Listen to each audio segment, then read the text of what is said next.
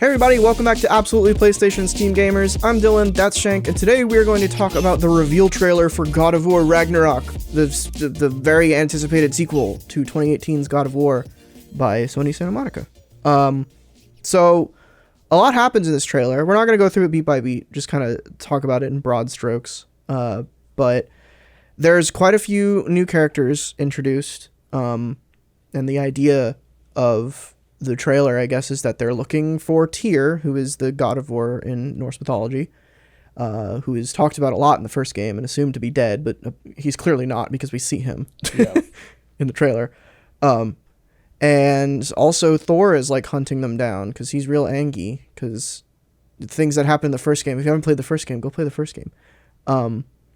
But yeah, so also Freya's real pissed off because of things that happened in the first game. If you haven't played the first game, go play the first game. Okay, let's just stop here, put a spoiler warning in for everybody. Yeah, We're going to that's spoil fair. the first game. They kind of spoil 3 the years first later. game's like biggest thing in this trailer. So if you haven't watched the trailer and you haven't played the first game, leave. Okay. Go play that Now- game. It's really good. Yeah, Then it's come great. back and finish watching this video. Yeah, in like a week. So I guess like the big thing, there's a lot happening in the trailer. I'm again realizing because we have like personal motivation for Atreus as he wants to find out more about Loki because that's who he is. Right. He's very confused about that. And so they're trying to find Tyr because Tyr's like a good boy. And then, like I mentioned earlier, Freya's pissed at them because Loki killed Baldur, with the help of his papa. So Thor's upset. Thor is upset because Kratos and Loki killed Magni and Modi, who are Thor's Right. kids. Odin seems to have motivation. Yeah, Everybody Odin is in seems this. to We haven't have- seen Odin yet, We haven't. which is interesting. Everybody seems to have a motivation except for Kratos.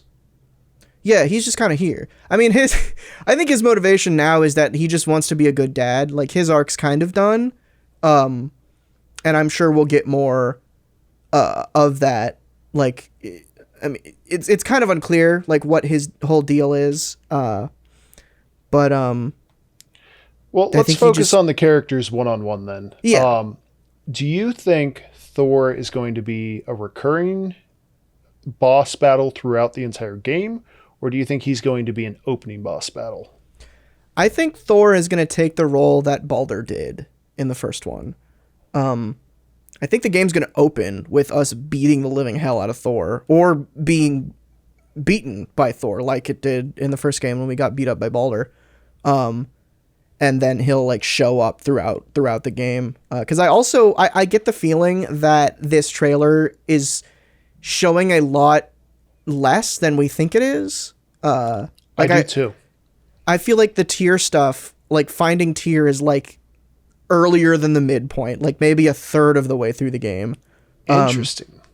Because that seems like it seems like, you know, when you meet Mimir in the first game and you cut his head off and you start taking him there, I feel like that's the point where we meet Tyr in this game, because we're very, very much in it, because the first game ends with Thor is there ready to fight Kratos and Atreus, and then it cuts.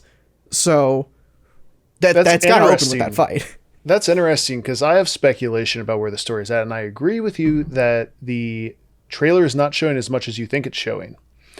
But I think we're going to beat Thor and actually beat him in the opening cinematic. Okay. Because I think that because think about how many big name villains we have. We have Thor, we have Freya, and we have Odin. And I don't think Odin's the final boss.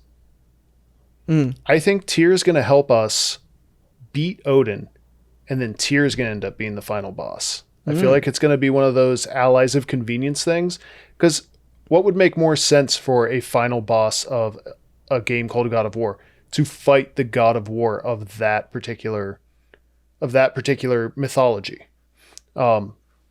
So I don't know. I don't see how much room there is for Thor in the story, unless like maybe we beat him and then he comes back like maybe a fourth of the way through the game. Yeah. But again, that's all just speculation. I think that would be a cool direction to take it in, getting to know your villain before you fight them. Totally. I always enjoy them giving a little bit of exposition to the villain. I think they have talked a little bit about how Odin is softer than he normally is at this stage in his life, and he's a little like more calm, which is a more appropriate depiction of Odin. Odin's kind of an asshole in like Marvel and some depictions of him, but in traditional Norse, he's very loving. He's the god of gods. He walks with the humans in disguise to teach them how to be like good people. And so I would be surprised if Odin is a villain in any capacity in this, just because of how appropriate they are with Norse mythology. I would be, I think, in a direction that they could take Odin that would be interesting is if Odin is regretful of killing all of the giants, of sending Thor to kill all of the giants. And is like, I don't want to do this anymore. But Thor is just like, so pissed off at everything that he's just taking it that way. Do you think he'll still be like that after we kill Thor and Freya? I don't know. That might be the tipping point. He might be more relatable at the beginning, but because Thor and Freya have a bone to pick with us, they are upset. Oh, totally. So obviously we're going to defend ourselves and kill them. Mm-hmm. That's pretty much all of Odin's family, right? I'm not very well. Well, they're all his mythology. family. Tyr is also his son. I don't know.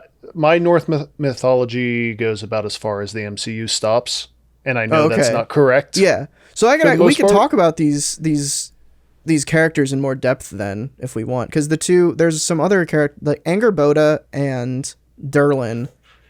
Do you know anything about them? I know Angerboda is the last of the frost giants. That's about as much as I know, and that's from the promotional material for this game. So okay, yeah. So she in the game, yes. In Norse mythology, Angerboda is Loki's wife. And she is the mother of Hel, Fenris, the wolf, the big wolf fella, and Jormungand, the world serpent who ends up eating Thor in Ragnarok. So that's another thing that we could talk about is from a Norse mythology angle. This is about Ragnarok. It's taking place during Fimbulwinter, which is the 4 years of winter that precedes Ragnarok. But in the first game, I think either Brock or Sindri talks about how Fimbulwinter came too soon. Because it's prophesied by the death of Balder starts Fimbulwinter, which eventually brings Ragnarok with it, and a bunch of stuff happens during Ragnarok. You remember in the first game where early on in the game, Kratos and Atreus find this like painting of wolves chasing the sun and the moon? Yes. So that is an old Norse tale of the reason that we have the sun and the moon. They used to just stay there and they wouldn't move. So it was perpetual daytime. But I forget who. Some giants turned into wolves, because everything is giants in Norse mythology. And they started chasing the sun and the moon to eat them. And one of the things that happens during Ragnarok is they succeed and they eat the sun and the moon. Also, Jormungand eats Thor. And I believe Muspelheim and Niflheim like explode and start to like engulf Yggdrasil. A bunch of stuff happens, but like we have the groundwork, we have the characters for a little bit of that. Like obviously Angerboda is the same age as Atreus seemingly, so like something's happening there. they clearly know about that connection. I'm confused because you said the Midgard serpent is the son of Loki and Angerboda. And we see him in the first game? Yeah, so I'm kind of curious how they rearranged some of that. Like, are these reincarnations, do you think? A lot of the theories on the first game I remember people talked about was there was a lot of time travel involved in the theories there. So it is very possible that that's some, like, there's some weird, like, reincarnation or some kind of time travel. Like, maybe I don't remember her name, but Kratos' wife was like more powerful than we even thought, and sent like, because I remember there was some theories of that like Kratos was Tyr, but like time traveled and thrown into some era. I don't know. But it is, I think they will acknowledge that in some way, because it does seem like they like to go a little more traditional with Norse stuff. And I don't think we've seen Hel. I don't think we've seen Fenris in any way, but I would love it personally if Angerboda and Loki just find like a little wolf and it becomes a little playable, or like, you know, like playable in the aspect where you can command it like a little pet. I think that would be really fun. Well, did you see, as far as gameplay goes, did you see Atreus has new like summoning abilities? Yeah. So maybe you could see something like that with a wolf. Who knows? I'm curious where that's coming from. Although I guess he is Loki, so right. It makes sense that he has magic like that. That he's just now learning how to unlock and control. That's another thing. Is like Loki is the most powerful magician in Norse mythology, but every giant has the ability to use magic, and most giants have the ability to shapeshift. Usually, they can only shapeshift into like an eagle or a wolf or something. And Loki is the one who's able to do it like into everything. Right. But that's like Norse mythology is really weird in that like anything kind of happens. Like there's no rules to it. Things just happen and you're just supposed to accept it. Like Loki and Angerboda, who are two giants giving birth to another like woman who has the head of like a skull, a big wolf, and a big snake. Sure. Right. When I tell you that like I haven't gone into Norse mythology, that's only partially true. I've tried to read up on it multiple times, but I get to parts like that and I'm just like, I am not following at all. I'm just going to back off and I'll try this again in a couple years. But it is all very metal. Like, I don't know. I gotta give the Vikings a hand just in how crazy their mythology is. The whole world, the entire like universe is made out of the bones of the first giant frost giant known as Ymir, that Odin like painstakingly, Odin and his two other brothers who nobody cares about, like created. It's really cool. But if you or anyone watching wants like a digestible intro to Norse mythology, read Neil Gaiman's Norse mythology. It is really good. And it takes the original prose and turns it into stories that are very, very digestible, and it's written by Neil Gaiman, so like it's fun, and it's a really good introduction to that stuff. And it kind of it like puts away the stuff that doesn't make any sense without ignoring it, if that makes sense. And it has all of the appropriate stories, like the story of how in Norse mythology, they're called Brock and Etri, but in this, they're called Brock and Sindri, who are two of the three dwarves that ended up making Mjolnir, along with a bunch of other things. One of which is a boat that can fit into a pocket, but is real big when you need it to be, and also can fly. That's one of the things they made. Oh my god! I just can't follow along with you right now. No, it's insane. You're just making stuff up. You could be lying to me right now. Speaking of the dwarves, though, there's the last character that we haven't really talked about, Durlin. I imagine Durlin is going to... So, to get the Norse connection out of the way, I looked into it. The reason I didn't know who this was is just because he's literally just one of the named dwarves. That's all we know about him. So, I imagine this is more or less like a Sony Santa Monica creation that they just, like, wanted a name for. Weird he's getting such a prominent role, though. But yeah, so I was going to say it's possible that they're going to make him sort of a father figure to Brock and Sindri, who I don't remember if they are the sons of Ivaldi or if the sons of Ivaldi are the other dwarves that Brock and Itri like compete with to make stuff for the Aesir.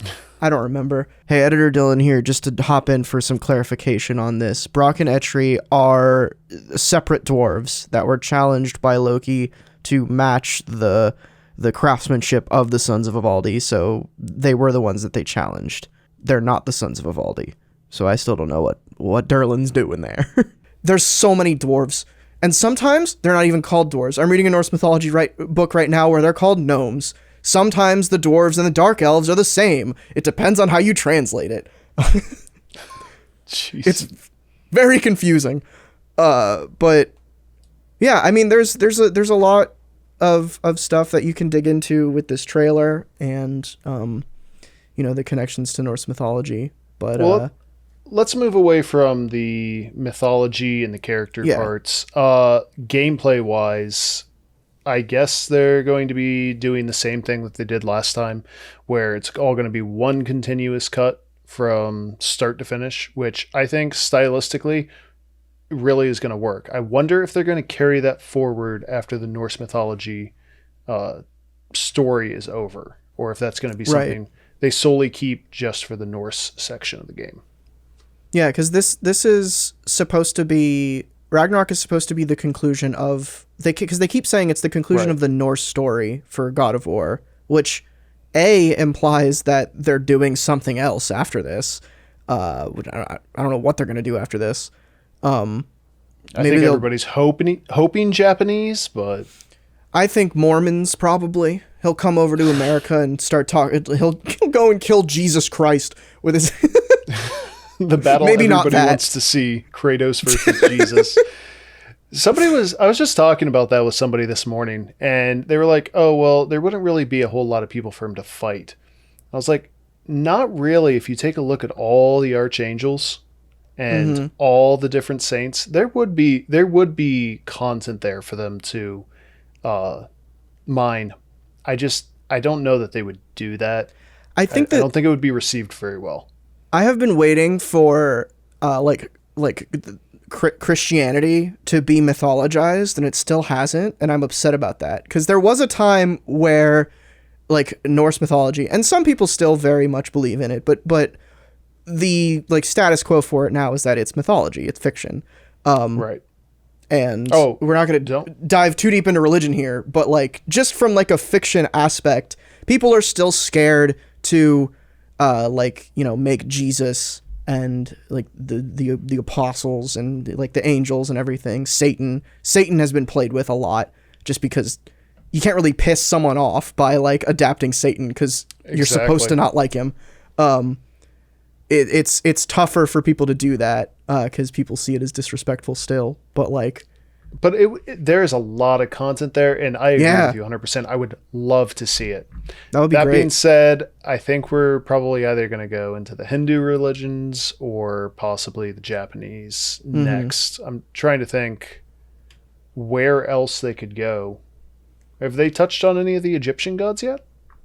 I don't think so, because I think in original God of War, it's all pretty strictly Greek, and with the Norse stuff, it's been very strictly Norse, with obviously some of the Greek stuff put in there.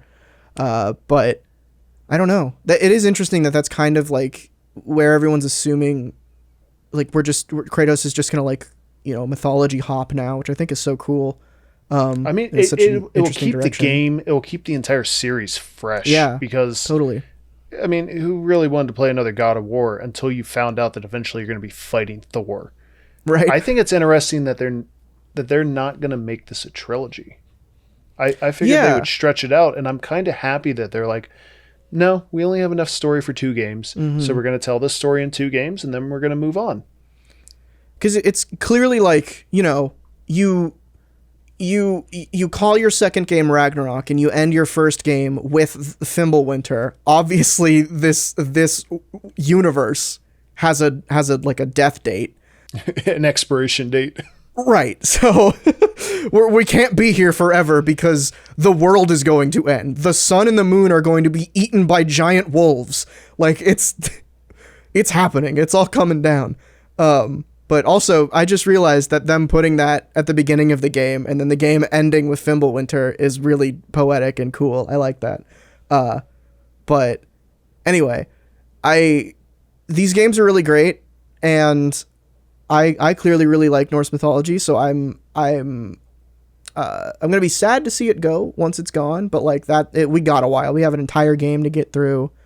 Who knows? I'm gonna throw out my wild theory just here at the trailer reveal.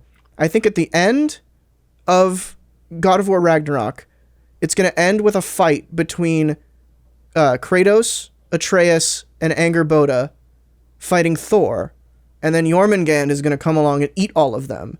And it's going to be revealed that the reason he's been there is because he's some kind of wormhole time travel thing, and he's going to throw them into what other universe they're going to next. That's my theory. Honestly, from everything you've told me so far, that doesn't even seem like the craziest thing you've said so far today. Because that's what's supposed to happen.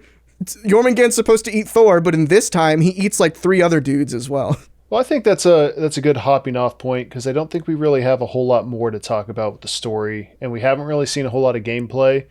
I am extremely excited for this game. I am happy that they delayed it from this year to make sure that the game comes out polished. There's nothing worse than people releasing a game before it's ready, and then a game that should be good, Cyberpunk, ends up being substandard. I'm sorry that I'm kicking Cyberpunk while it's down, but I don't want to see that happen with Santa Monica the way it happened to CD Projekt Red. I just don't.